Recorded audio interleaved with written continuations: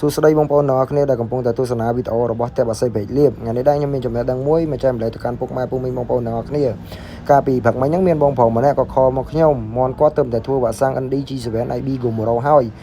បាន5ថ្ងៃហើយគាត់រកតម្លាក់សត្វល្អិតហើយខ្ញុំខាត់គាត់ឲ្យតម្លាក់សត្វល្អិតទេហើយខ្ញុំចង់បញ្យល់ប្រាប់បងប្អូនទាំងអស់គ្នាឲ្យយល់ទាំងអស់គ្នាណាអានេះជាបទពិសោធន៍របស់ខ្ញុំណាកាលណាដែលបងប្អូនធ្វើវ៉ាក់សាំងមន់ឲ្យបាន5ថ្ងៃកាលណាដែលបងប្អូនធ្វើវ៉ាក់សាំងហើយវ៉ាក់សាំងវាតែងតែមានសកម្មភាពទៅលើមន់វាអាចនឹងធ្វើឲ្យមន់អន់ថយនៃការស៊ីចំណី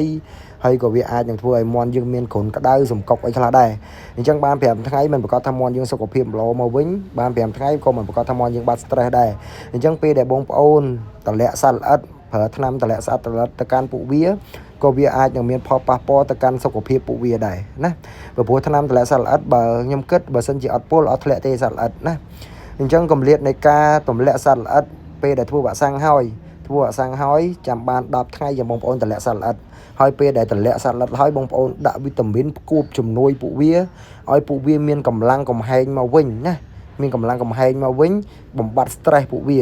ជាធម្មតាទៅនៅក្នុងទ្រុងមាន់របស់ខ្ញុំពេលដែលធ្វើវ៉ាក់សាំងហើយដូចខ្ញុំបានបញ្ជាក់អញ្ចឹងណា10ថ្ងៃបានទម្លាក់សត្វល្អិតហើយដាក់វីតាមីនឲ្យវាផឹកដើម្បីឲ្យវាកាត់ stress ដើម្បីឲ្យសុខភាពវាល្អមកវិញពេលដែលយើងធ្វើវ៉ាក់សាំងហើយបាន5ថ្ងៃយើងទៅ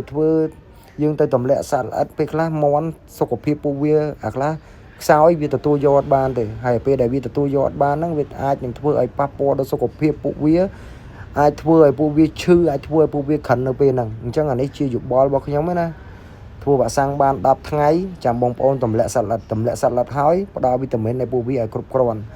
ដើម្បីឲ្យពួកវាមានសភាពមកដូចដើមវិញណាអរគុណច្រើនមានតែប៉ុណ្្នឹងឯងបងប្អូន